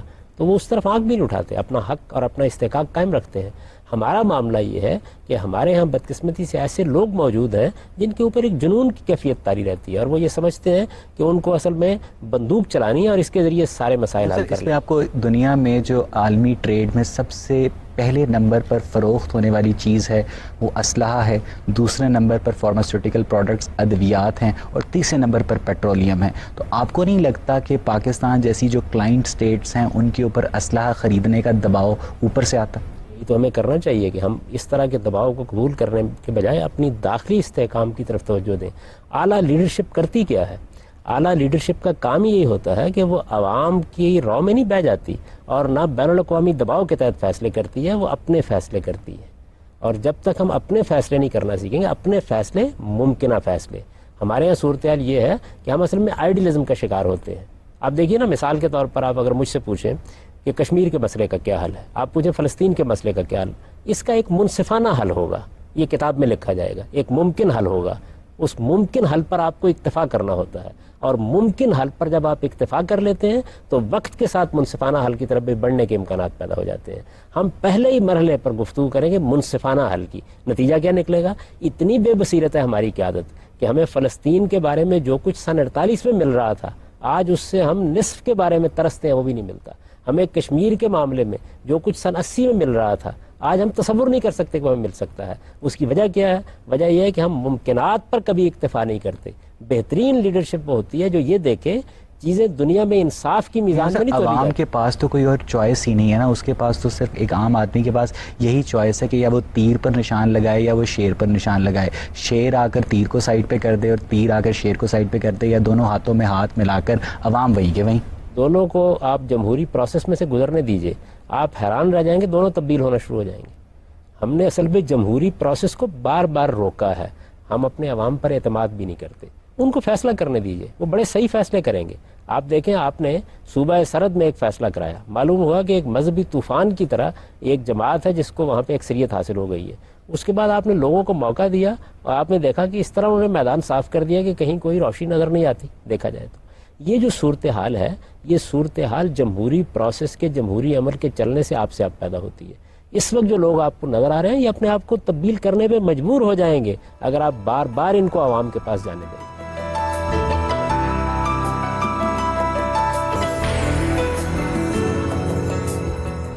تبدیلی کی توقع کیسے کر سکتے ہیں کہ جب 12 اکتوبر کو ایک ڈکٹیٹر آتا ہے تو لوگ اس کو ویلکم کرتے ہیں, مٹھائیاں تقسیم کرتے ہیں, اور پھر جب یہی ایک جوڈیشری آتی ہے اس کو ریسٹور کرتے ہیں, اس کے اگینسٹ فیصلہ آتا ہے, پھر یہی قوم اس کے اگینسٹ اسی خوشی میں مٹھائیاں تقسیم کر رہی ہے.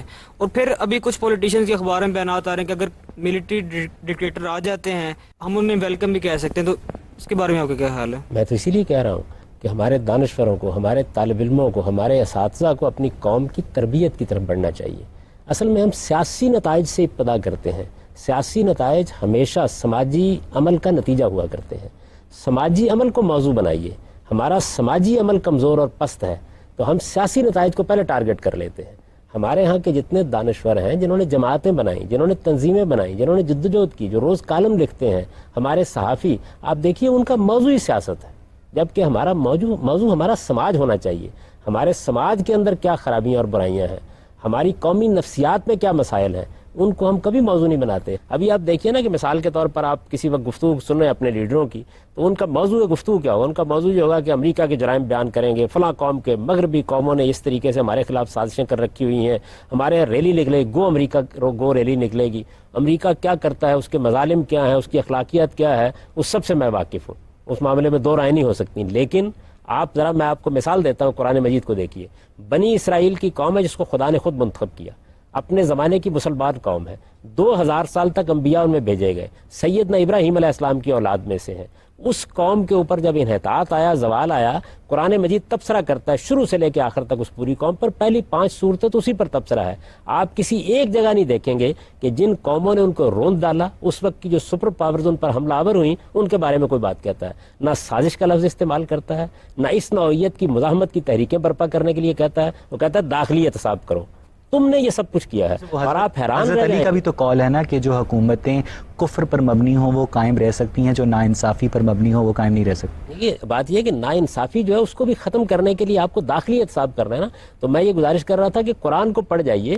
حد ہو گئی ہے اس معاملے کی کہ سورہ بنی اسرائیل میں جو بابل کی سلطنت کے لوگ حملہ آور ہوئے ہیں, اس زمانے کا امریکہ سمجھ لیجئے, تو قرآن کیا کہتا ہے کہ تم نے جب اپنے آپ کو برباد کر لیا تو عباد لی اولی باسن شدید, میں ایک بڑی قوت میں جو میرے بندے تھے ان کو اٹھا کے لایا تاکہ تمہیں سزا دے. جی آپ. تبدیلی یہ آئی ہے کہ پاکستان کو دنیا بھر میں سب سے خطرناک ملک قرار دے دیا گیا ہے. یہاں پر لوگ باہر نہیں نکل رہے گھروں سے کیونکہ ہر سڑک پر معصوم لوگوں کی جان لی جا رہی ہے. تو اس میں عوام کیا کر سکتی ہے؟ عوام کا شعور اگر بلند ہو اور وہ جذباتی نعروں کے پیچھے نہ جائیں تو اس طرح کی پالیسیاں کبھی بنے ہی نہ. یہ جو ہمارے ہاں پالیسی بنائی گئی کہ ہم کو افغانستان میں اپنی مرضی کی حکومت قائم کرنی ہے اور ہمیں ایک اسٹریٹجک ڈیپتھ حاصل کرنی ہے اور ہمیں کشمیر کو بھی بزور بازو حاصل کرنے کی جدوجہد کرنی ہے, اور اس کے لیے دنیا کے سارے بین الاقوامی معاملات کو پس پشت ڈال کر ہمیں ایک پراکسی وار شروع کرنے کا اختیار اور حق حاصل ہو گیا ہے. یہ جو سب کچھ ہم نے کیا یہ ہمارا کیا ہوا ہے, اور یہ جب ہم نے کیا تو کیوں کرنے میں کامیاب ہوئے؟ اس لیے کہ ہمارے عوام کی کوئی اخلاقی تربیت نہیں ہوئی, ان کو اس کا احساس نہیں تھا کہ یہ ہم کیا کر رہے ہیں. اگر ہم نے ان کو مذہبی تربیت دی ہوتی, اخلاقی تربیت دی ہوتی, ان کے شعور کو بہتر کیا ہوتا. تربیت آپ کیا سمجھتے ہیں کہ یہ حکومت دے سکتی ہے یا عوام خود لے سکتی ہے, اور کیسے؟ بات یہ خدا کا جو نظام ہے وہ نظام وہی ہے, بڑا وہ اچھا نظام ہے. اس کے اندر ہوتا کیا ہے, عوام کے اندر ایسے اہل دانش پیدا ہوتے ہیں, ایسے اہل بصیرت پیدا ہوتے ہیں کہ جو اپنی قوم کو حقیقت پسند بناتے ہیں, اس کا شعور بہتر کرتے ہیں. یہی چیزیں پھر ریفلیکٹ ہوتی ہیں حکومت میں بھی اور سیاست کے اندر. وہ اہل دانش کہاں پر ہیں؟ آپ ہیں, میں ہوں, ہم لوگوں کو یہ کام آگے بڑھ کرنا ہے. جب ہم یہ گفتگو کرتے ہیں تو اصل میں تبدیلی کی ابتدا کر دیتے ہیں. اس کا مطلب یہ ہے کہ تبدیلی شروع ہو گئی ہے جب ہم نے یہ بات چیت کرنا شروع کر دی ہے. آپ کیا اس بات کی گارنٹی دیکھ سکتے ہیں کہ اگر اس اسٹوڈیو سے میں باہر جاؤں تو یہاں پہ باہر میں سیف ہوں, یا کوئی دھماکہ نہیں ہوگا, یا کوئی جانیں نہیں ضائع ہوں گی؟ دیکھیے بات یہ ہے کہ خطرات سے تو دنیا کا کوئی گوشہ بھی پاک نہیں ہے. ہم ایک ایسے ملک میں رہتے ہیں جس کے اندر یہ خطرات بہت بڑھ گئے ہیں, لیکن ان کے اندر کیا ہم جی نہیں رہے؟ کیا ہم اپنی معاش کی جدوجہد نہیں کر رہے؟ کیا ہم باقی معاملات کو انجام نہیں دے رہے؟ تو کیا ہم اپنی قوم میں شعور پیدا کرنے کی اگر جدوجہد کرتے ہیں تو ہم جہاد نہیں کریں گے؟ اس سے بڑا جہاد کوئی نہیں ہے کہ اس وقت ہم اپنی قوم کو حقیقت پسند بنائیں, اس کے اندر شعور پیدا کریں, اس کے اندر داخلی احتساب کا جذبہ پیدا کریں, اسے یہ بتائیں کہ سازشوں کے افسانے کہنے اور مزاحمت کی تحریکیں چلانے سے دنیا کے اندر قومیں بنا نہیں کرتی. کبھی بھی نام نہاد کچھ آزادی حاصل ہو جایا کرتی ہے, قوم بنتی ہے داخلی احتساب سے. آپ دیکھیں آپ کیا ہیں, اور قرآن کی روشنی میں دیکھیں کہ بنی اسرائیل کے ساتھ اس نے کس لب و لہجے میں خطاب کیا ہے. کیا یہاں سے خطاب کیا کہ بابل کی قوم بڑی ہی ظالم ہے اور انہوں نے سازشیں کر کے تم کو تباہ کر دیا ہے اور اٹھو اس کے خلاف, اٹھ کے جدوجہد کرو, یہاں سے بات شروع کی. انہوں نے کہا تم ہو کہ تمہارے اخبار, تمہارے رہبان, تمہارے علماء, تمہارے فقہا جنہوں نے اپنے اخلاقی شعور کو آخری پستی میں پہنچا دیا ہے. تم ہو کہ جو سود کھاتے ہو, تم ہو کہ جو ایمان رکھتے ہو ان چیزوں کے اوپر جو توہمات پر مبنی ہے. یہ تمہارا کردار اور تمہاری سیرت ہے جس کے نتیجے میں تم پر یہ افتاد ہے.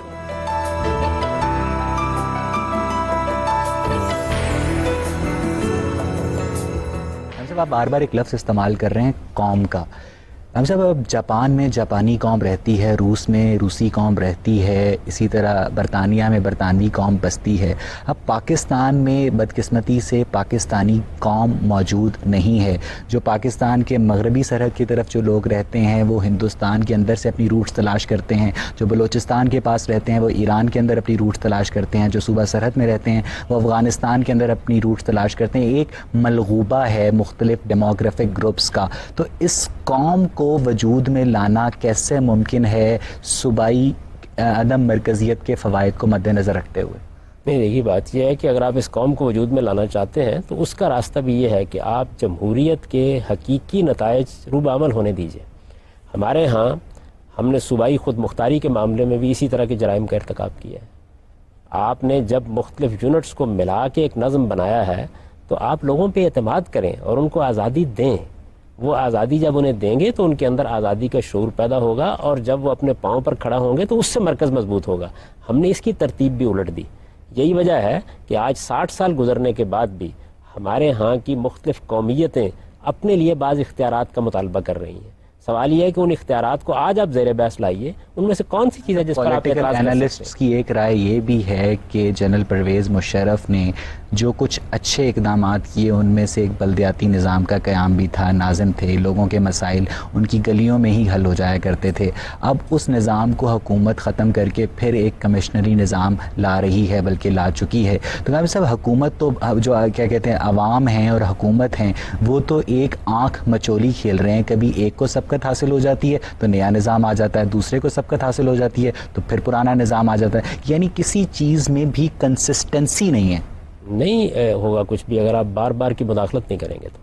یعنی آپ کچھ دیر چلنے دیجیے, آپ دیکھیے لوگ احتساب کر کے استحکام پیدا کر دیں گے, ادارے خود اپنے وجود کو منوانا شروع کر دیں گے. جب آپ درمیان میں آ کے مداخلت کرتے ہیں اور پھر اس کے بعد پیوند کاری کرنے کی کوشش کرتے ہیں, جو شخص بھی بندوق کے زور پر آئے گا اور آ کر کچھ اصلاحات کرے گا اس کی اچھی اصلاحات بھی نہیں چلیں گی. آپ اس بلدیاتی نظام کی حمایت کرتے ہیں؟ دیکھیے بلدیاتی نظام ہونا چاہیے, اس میں کوئی شک نہیں, لیکن بلدیاتی نظام کس صورت میں ہونا چاہیے؟ بلدیاتی نظام صوبوں کے اختیار میں ہونا چاہیے یا اس کے لیے آپ ریاستی سطح کے اوپر مرکزی اقدامات کریں؟ یہ کیے ان لوگوں نے, اس کا نتیجہ یہی ہونا تھا. ہمارے ہاں کوئی کام بھی صحیح طریقے سے نہیں ہونے دیا جاتا. سوال یہ ہے کہ بلدیاتی نظام تو آج کی پیداوار نہیں, یہ تو انگریزوں نے یہاں قائم کر دیا تھا, انہوں نے اس کو متعارف کرا دیا تھا مقامی حکومتوں کا نظام. یہ مقامی حکومتوں کا نظام کیسا ہونا چاہیے؟ اس کو صوبوں کے اختیار میں ہونا چاہیے, مرکز کے اختیار میں ہونا چاہیے. یہ چیزیں ہیں کہ جن کو آپ جب درم برم کرتے ہیں اور اس کے بعد فوجی مداخلت کے ذریعے سے آئین کو پامال کرتے ہیں تو پھر ایسا ہی صوبوں کو اختیارات دے کر انہیں مضبوط کر کے آپ امریکہ کی طرح فیڈریشن کو مضبوط کریں گے, کمزور نہیں کریں گے. تو احساس یہ ہے کہ آپ جتنی آپ کے یہاں قومیتیں موجود ہوتی ہیں انتظامی سطح پر موقع دیجیے ان کو کہ وہ اپنے شخصیت کا اظہار کر سکیں. آپ اپنے پڑوس میں دیکھیے, بھارت نے لسانی بنیاد پر بہت سے صوبے بنا دیے. بہت سی ریاستوں کو صوبوں کی صورت دے دی ہے, ان ریاستوں کو بھی تقسیم کر دیا ہے. اس سے کوئی قیامت نہیں آ گئی. ہمیں آخر اس میں کیا مانے ہے؟ اس کا فائدہ یہ ہوتا ہے کہ جتنا زیادہ چھوٹا یونٹ بنتا ہے اتنا زیادہ لوگوں کے مسائل حل ہوتے ہیں, ایک مقامی حکومت کا احساس پیدا ہوتا ہے. تو یہ چیز آپ کیوں نہیں ہونے دیتے؟ کیا وجہ ہے, کیا مانے ہے اس کے اندر؟ اور صوبائی خود مختاری دیجیے لوگوں کو, یعنی جو قومیتیں یہاں موجود ہیں ان کو اپنا اظہار کرنے دیجیے. بیوروکریسی, حکومت, فوج مل کر پاکستان کی پالیسیز بناتے ہیں. آپ کے خیال میں کیا ایسی چیز ہے جو انہیں اس بات پر مجبور کرتی ہے کہ وہ چھوٹے صوبوں کو ان کے حقوق نہ دیں اور ہر اختیار اپنے پاس رکھیں؟ میں تو خود حیرت زدہ رہ جاتا ہوں جب گفتگو کی جاتی ہے تو معلوم ہوتا ہے کہ ہر آدمی اس بات کو مانتا ہے, لیکن اس کے بعد جس وقت عملی اقدامات کا موقع آتا ہے تو یہی صورت ہوتی ہے. اس کا بھی حل یہی ہے کہ پارلیمنٹ کو اپنا کام کرنے دیا جائے. ایک وقت ایسا آ جاتا ہے کہ جس وقت عوام کی تربیت آہستہ آہستہ ہوتی چلی جاتی ہے اور سیاسی قوتیں فیصلے کرنے کے لیے کوئی راستہ نہیں پاتی, یعنی ان کے پاس بھی پھر ایک ہی راستہ باقی رہ جاتا ہے کہ وہ صحیح سمت میں فیصلے کریں. ٹھیک ہے جی, آپ پوچھیے. میں یہ پوچھنا چاہتی ہوں کہ عوام میں شعور آنے کے باوجود بھی تبدیلی کیسے آ سکتی ہے؟ آپ ایک تبدیلی کا ذکر کرتے ہیں جو جوڈیشری کی بحالی تھی, اس میں بھی ایک قیادت موجود تھی اور وہ ایک ایسی قیادت تھی جس کو پولیٹکس کی ساری اپس اینڈ ڈاؤنس کا پتہ تھا, ان کو پتہ تھا وہ کس ایکسٹینٹ تک جا سکتے ہیں. ہمارے پاس کوئی اور اس طرح کی کوئی اگزامپل نہیں ہے تبدیلی کی. عوام آخر پہلا سٹیپ کہاں سے اٹھا سکتے ہیں؟ ایک اور ہمارے پاس اگزامپل وہ سرفراز نعیمی صاحب کی ہے, ان کو شہید کر دیا گیا. وہ ایک شخصیت تھے جنہوں نے آواز اٹھائی تھی, جنہوں نے ایک سٹیپ لینے کی کوشش کی تھی.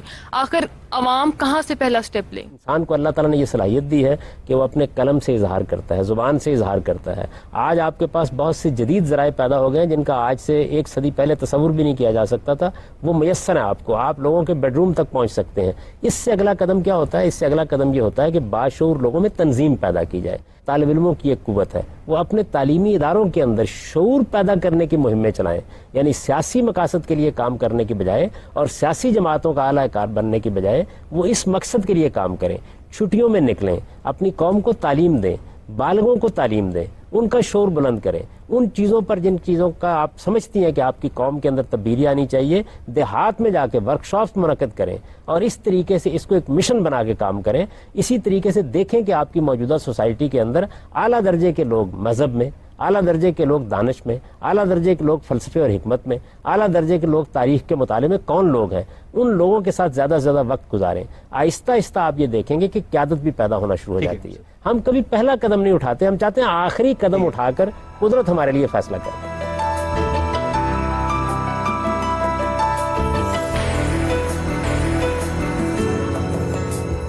میرا آپ سے کویشچن یہ کہ بات ہو رہی ہے تبدیلی کی, شعور کی, اور ہم سب کو پتہ ہے کہ بیسیکلی آپ کو شعور علم سے آتا ہے.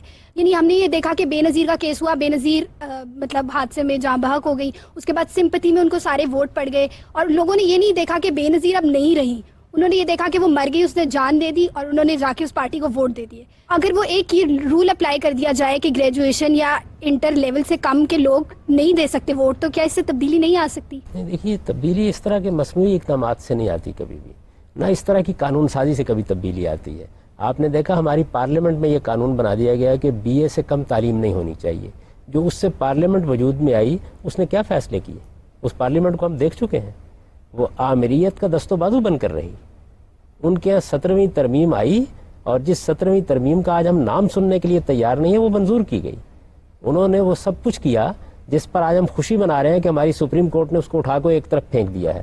یہ سب کچھ ان لوگوں نے کیا. میرے نزدیک اصل مسئلہ یہ نہیں ہے, اصل مسئلہ یہ ہے کہ آپ ایک طرف جمہوری عمل کو چلنے دیں, اور جمہوری عمل کی بنیاد اس پر ہوتی ہے کہ جو بھی عوام بلوغ کی عمر کو پہنچ گئے ہیں اعتماد کریں ان کے اوپر.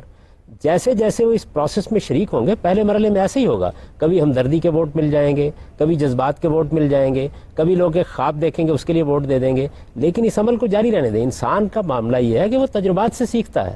جب وہ تجربات سے سیکھتا ہے, آپ ذرا پیچھے مڑ کے دیکھیں, ہمارے ہاں کچھ حکومتیں قائم ہوئی تھیں ضیاء الحق صاحب کے زمانے میں جب انتخابات ہوئے. ان حکومتوں کے پہلے دور میں ان کے رویے دیکھیں اور دوسرے دور میں ان کے رویے دیکھیں.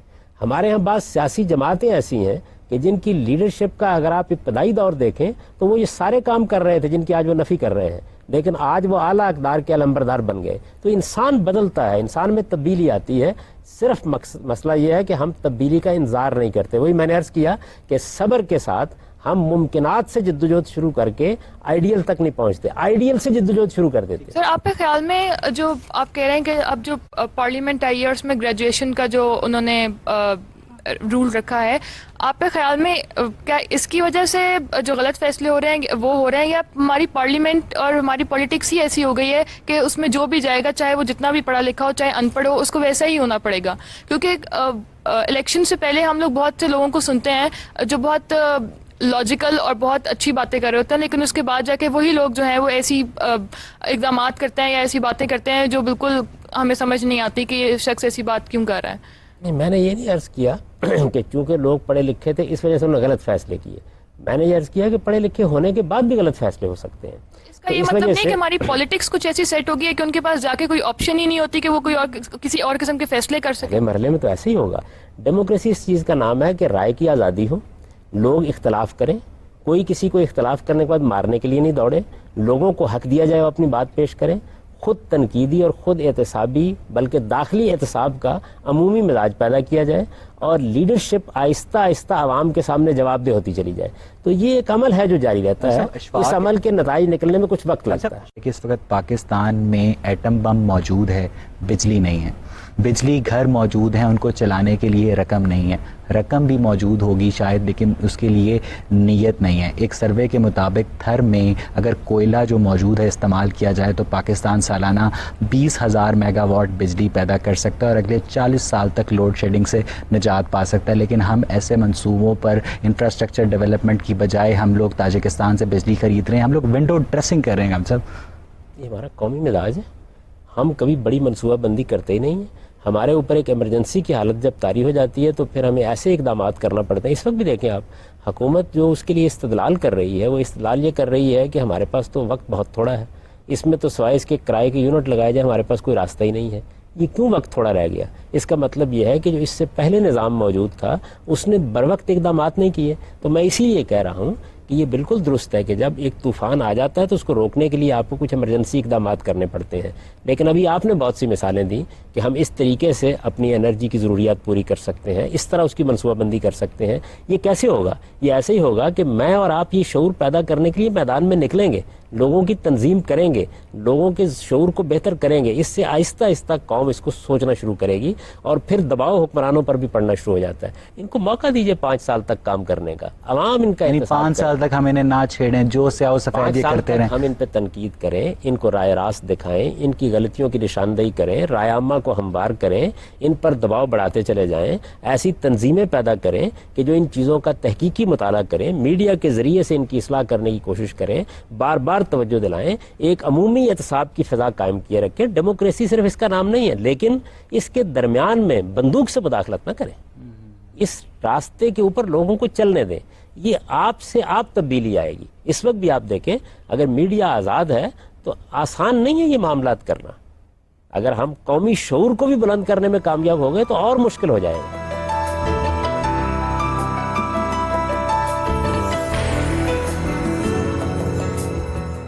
ابھی آپ نے کہا کہ حقیقت پسندانہ قوم میں رویہ آنا چاہیے, تو آپ مجھے یہ بتائیں کہ اس کے لیے سب سے اچھا پلیٹ فارم کا ہے. جب ہم اپنی کتابیں اٹھا کے دیکھتے ہیں تو تاریخ کو مسخ کر کے پیش کرتے ہیں. ہمارے سارے ہمسایہ ملک کے جو ہیں انٹرٹینمنٹ چینل ہیں, کوئی نیوز چینل ہمارے یہاں الاؤڈ نہیں ہے.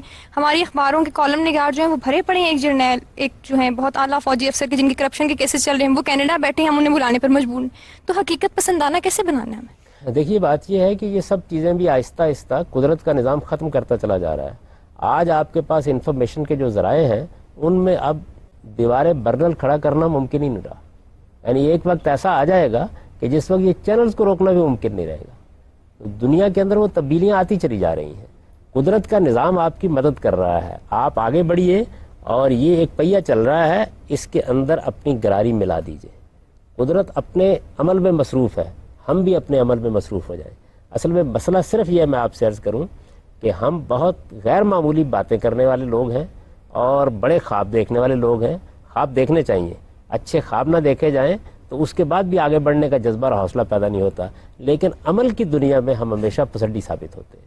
ہمارا پہلا کام یہ ہونا چاہیے کہ ہم حقیقت پسندی کے ساتھ اپنی قوم کے اندر خود تنقیدی کا جذبہ پیدا کریں, اور جس وقت ہمارے نوجوان یہ کام کرنا شروع کر دیں گے تو آہستہ آہستہ آپ دیکھیں گی کہ پھر کسی کے لیے غلط تاریخ پڑھانا بھی ممکن نہیں رہے گا، اور اب ناممکن ہوتا چلا جا رہا ہے، یعنی آہستہ آہستہ ہوتا چلا جا رہا ہے. مجھے یاد ہے کہ ہمارے بچپن میں جو صورتحال تھی، جن چیزوں سے ہم ناواقف تھے، آج کا نوجوان ان چیزوں سے ناواقف نہیں ہے، وہ ان کو بہت حد تک جانتا ہے. وہ جا کر آپ کمپیوٹر پر بیٹھتا ہے اور معلوم ہوتا ہے کہ پوری دنیا ان کے سامنے کھل کر آ گئی ہے. یہ آسان نہیں رہا. لیکن مسئلہ صرف یہ ہے کہ جب آپ علم بغاوت بلند کریں تو اس کے لیے آپ کے خیال میں کیا پلیٹ فارم کیسے ہونا چاہیے؟ بغاوت بلند کرنے کی ضرورت نہیں ہوتی، سچائی کی شہادت دینے کی ضرورت ہوتی ہے.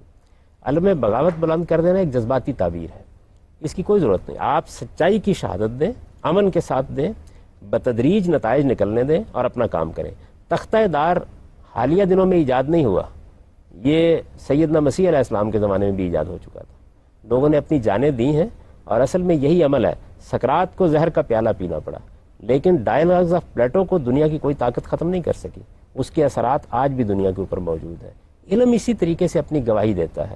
یہ گواہی دینے کا عمل ہے جو ہمیں جاری رکھنا ہے. یہ شمع ہم جلاتے چلے جائیں گے، کچھ دیر کے بعد آپ دیکھیں گے تاریکی چھٹنا شروع ہو جائے گی. علم بغاوت بلند کرنا، انقلابی نعرے لگانا اور لوگوں کے ہاں ایک مزاحمت کا جذبہ پیدا کرنا، میرے نزدیک اس سے کچھ حاصل نہیں ہوتا.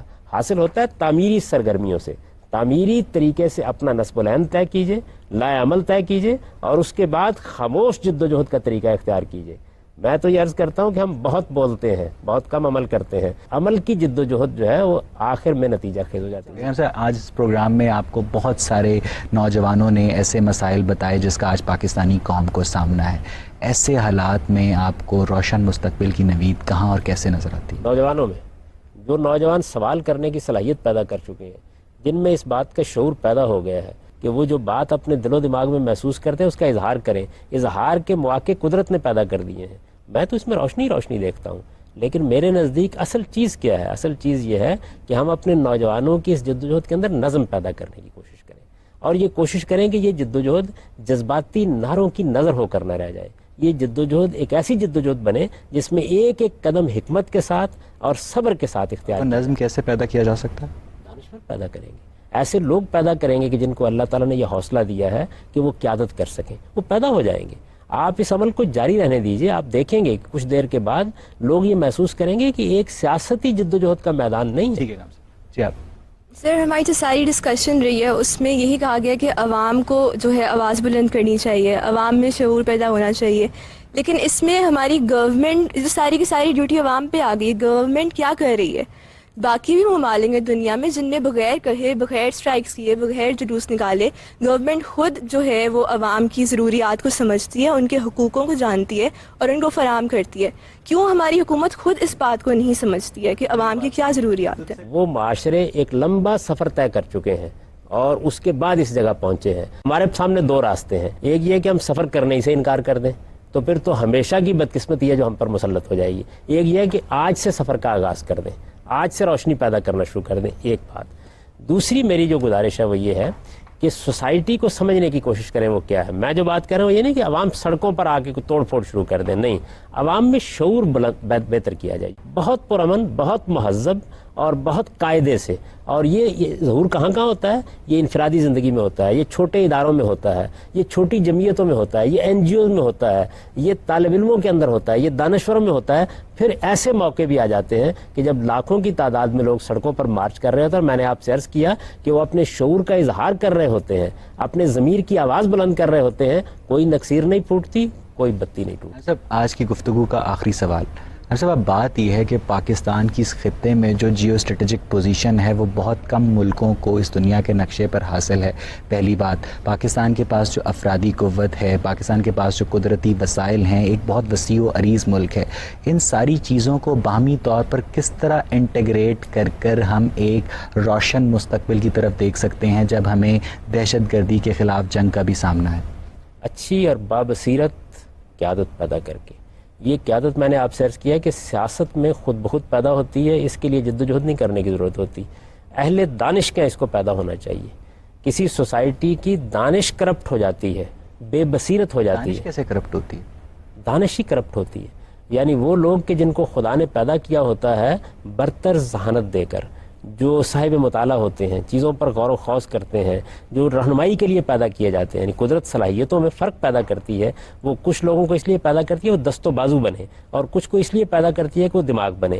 تو جن کو دماغ بننے کے لیے پیدا کیا جاتا ہے وہ اپنے اس شرف کو بعض اوقات پامال کر بیٹھتے ہیں. ہمارے ہاں اصل مسئلہ یہاں سے پیدا ہوا ہے. ہماری دانش کرپٹ ہے اور وہ سچ نہیں بولتی، سچائی کی شہادت نہیں دیتی، اس کے اندر تنقیدی شعور نہیں ہے. وہ کسی چیز کے بارے میں جب گفتگو کرتی ہے تو جذبات کی زبان استعمال کرتی ہے. پاکستان کی جو انٹیلیجنشیا ہے وہ اپنے انٹلیکٹ کو، اپنی دانش کو اپنے قومی مفاد کی بجائے اپنے ذاتی مفاد کے لیے استعمال کر رہی ہے. میں یہ حلال اطلاق نہیں کہتا، زیادہ تر یہی صورتحال ہے. میں آپ سے عرض کروں کہ اصل مسئلہ یہی ہے، یعنی ہماری جو اس وقت دانش ہے وہ زیادہ تر کرپشن کے نتیجے میں اس مقام پر پہنچی. اور کرپشن صرف یہی نہیں ہوتی کہ آپ نے پیسے لے لیے ہیں کسی سے. اصل میں جس وقت آپ اپنی ذہانت کے ساتھ دیانتدار نہیں ہوتے، اپنے علم کے ساتھ دیانتدار نہیں ہوتے، اپنے عقائد کے ساتھ دیانتدار نہیں ہوتے، اپنے نظریات کے ساتھ. اور اس کی وجہ کیا ہے؟ اس کی وجہ یہ ہے کہ قومی طور پر چونکہ ہم بے شعور قوم ہیں تو لوگ خوف میں مبتلا ہوتے ہیں کہ اگر انہوں نے سچی بات کہہ دی تو کسی کو امریکہ کا ایجنٹ کہا جائے گا، کسی کو روس کا ایجنٹ کہا جائے گا، کسی پر کوئی تہمت لگائی جائے گی. کوئی کسی بات کی بنیاد پر بات کرنے کے لیے تیار نہیں. محرکات تلاش کیے جاتے ہیں، نیت پر حملہ کیا جاتا ہے. میں تو یہ کہتا ہوں اس پوری قوم کو قرآن مجید کی سورہ حجرات صبح و شام پڑھنی چاہیے اور اپنے ہاں یہ ماحول پیدا کرنا چاہیے کہ سچ بول سکیں، سچی بات کہہ سکیں اور سچی بات کہنے کے بعد دنیا میں زندہ رہ سکیں. ساری سیاہ رات میں سے جس میں سے ہم گزر رہے ہیں، کیا آپ کو روشنی کی کرن، امید کی کرن نظر آتی ہے؟ یقیناً. یعنی میں تو کبھی نا امید نہیں ہوتا، اور میرے خیال میں نا امید کبھی ہونا بھی نہیں چاہیے، کیونکہ جب تک یہ دنیا قائم ہے اس کا مطلب یہ ہے کہ اس کا پروردگار اس سے نا امید نہیں ہے. جب بچے پیدا ہو رہے ہیں تو اس کے معنی یہ ہے کہ تخلیق کا عمل ابھی جاری ہے، اور جب قدرت نے یہ فیصلہ بھی نہیں کیا کہ سورہ سرافیل پھونک دیا جائے تو اس کے معنی یہ ہے کہ ابھی کچھ مہلت ہمارے پاس موجود ہے. اس مہلت سے فائدہ اٹھا کر ہمیں علم کی شمع روشن کرنی ہے، اعلیٰ اخلاق کی شمع روشن کرنی ہے اور سچائی اور صداقت کی شمع روشن. ٹھیک ہے، ہم سب یہاں پہ آج کی گفتگو کو اپنے ہر ناظر کے لیے اس پیغام پہ سمیٹتے ہیں کہ غم نہ کر، غم نہ کر کہ درد تھم جائے گا، دل ٹھہر جائے گا، زخم بھر جائے گا، دن نکل آئے گا، رات ڈھل جائے گی، رت بدل جائے گی. کیونکہ غم جو اس رات نے دیا ہے یہی غم سحر کا یقین بنا ہے. یقین جو غم سے کریم تر ہے، سحر جو شب سے عظیم تر ہے، اور ہم سب کو اسی سحر کا انتظار ہے.